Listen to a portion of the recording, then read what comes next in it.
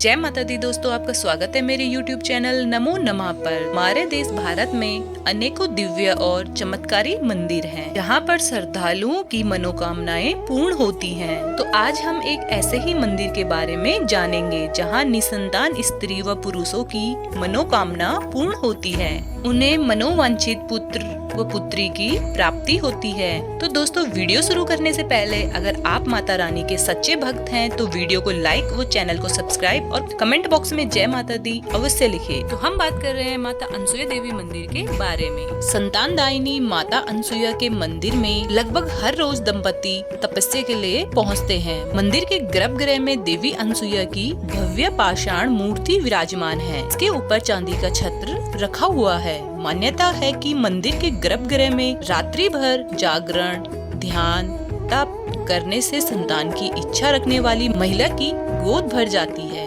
माना जाता है कि सपने में देवी के दर्शन हो गए तो समझो माता ने अपने भक्त की प्रार्थना सुन ली है। यहाँ आ चुके हजारों दंपतियों को संतान सुख की प्राप्ति हुई है। उत्तराखंड के चमोली जिले की मंडल घाटी के घने जंगलों के बीच माता अनसुया का भव्य मंदिर है, जो कि अपनी खूबसूरती के साथ निसंतान दंपतियों की मनोकामना पूरी करने के लिए देश भर में पहचान रखता है। यही नहीं, संतान दायिनी के रूप में प्रसिद्ध माता अनसुया के दरबार में साल भर निसंतान दंपति संतान कामना के लिए पहुंचते हैं। माना जाता है कि शक्ति शिरोमणि माता अनसुया के दरबार से कोई खाली हाथ नहीं लौटता है।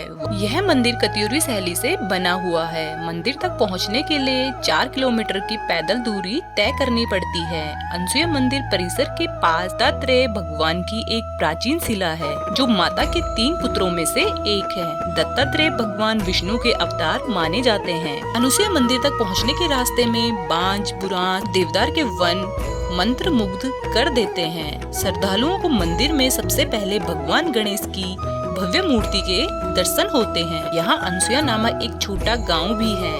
मंदिर में सुबह शाम आरती होती है। अब हम बात करेंगे माता अनसुया की कथा के बारे में। पौराणिक कथा के अनुसार एक बार नारद जी विचरण कर रहे थे, तभी तीनों देवियां माँ लक्ष्मी, माँ सरस्वती, माता पार्वती को विमर्श करते देखा। तीनों देवियां अपने सतीत्व और पवित्रता की चर्चा कर रही थी। नारद जी उनके पास पहुँचे और उन्हें अत्रि महामुनि की पत्नी अनुसुया के असाधारण पतिव्रता के बारे में बताया। नारद जी बोले, उनके समान पवित्र और पतिव्रता तीनों लोकों में कोई नहीं है। तीनों देवियों को मन में अनसुया के प्रति ईर्ष्या होने लगी। तीनों देवियों ने सती अनसुया के पतिव्रता को खंडित करने के लिए अपने पतियों को कहा। तीनों ने उन्हें बहुत समझाया पर वे नहीं मानी, किंतु इस विशेष आग्रह पर ब्रह्मा, विष्णु और महेश ने सती अनसुया के सतीत्व और ब्रह्मा शक्ति परखने की सोची। जब अत्रि ऋषि आश्रम से कहीं बाहर गए थे,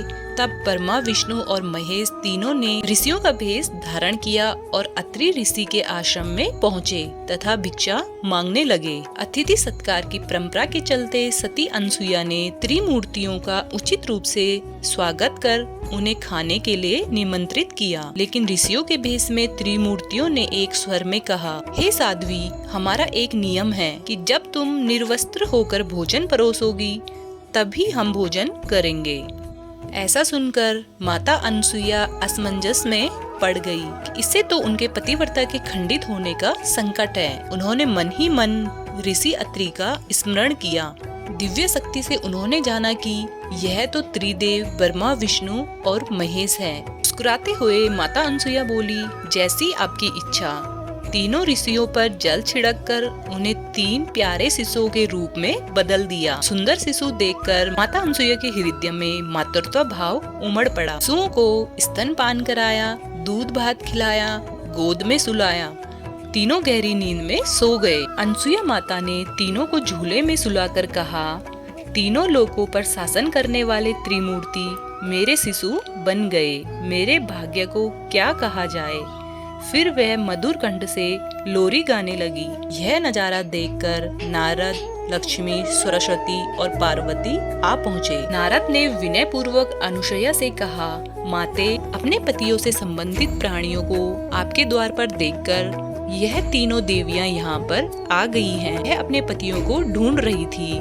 इनके पतियों को कृपया इन्हें सौंप दीजिए। अनुसुया ने तीनों देवियों को प्रणाम करके कहा, माताओं, झूले में सोने वाले शिशु अगर आपके पति हैं तो इन्हें आप ले जा सकती हैं। लेकिन जब तीनों देवियों ने तीनों शिशुओं को देखा तो एक समान लगने वाले तीनों शिशु गहरी निद्रा में सो रहे थे।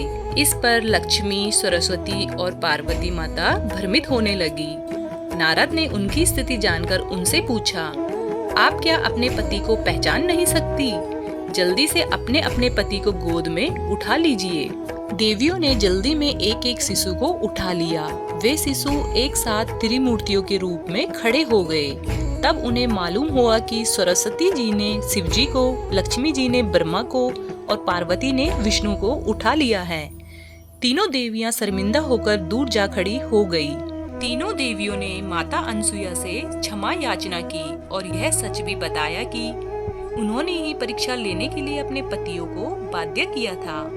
फिर प्रार्थना की कि उनके पति को पुनः अपने स्वरूप में ले आए। माता अनसुया ने त्रिदेवों को उनका रूप प्रदान किया। तीनों देव सती अनसुया से प्रसन्न हो बोले, देवी वरदान मांगो। त्रिदेवों की बात सुन अनुसुया बोली, प्रभु आप तीनों मेरी कोख से जन्म ले, ये वरदान चाहिए, अन्यथा नहीं। तभी से वह माँ सती अनसुया के नाम से प्रसिद्ध हुई तथा कालांतर में भगवान दत्तात्रेय रूप में भगवान विष्णु का, चंद्रमा के रूप में ब्रह्मा का तथा दुर्वासा के रूप में भगवान शिव का जन्म माता अनसुया के गर्भ से हुआ। मतांतर से ब्रह्मा के अंश से चंद्र, विष्णु के अंश से दत्त तथा शिव के अंश से दुर्वासा का जन्म हुआ। अब हम बात करेंगे अनसुया देवी मंदिर तक पहुंचने का रास्ता।